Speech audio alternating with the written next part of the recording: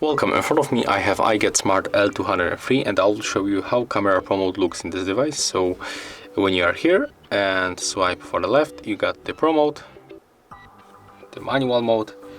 So as you can see here, we can change the ISO, white balance, it's probably temperature, yeah, the contrast and saturation, and there is probably the EV exposure compensation.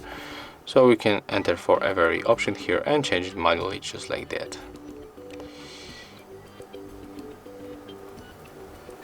As you can see. And here we got also the measuring.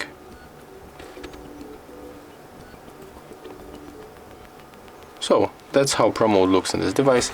If you found this video helpful, remember to leave a like, comment and subscribe to our channel.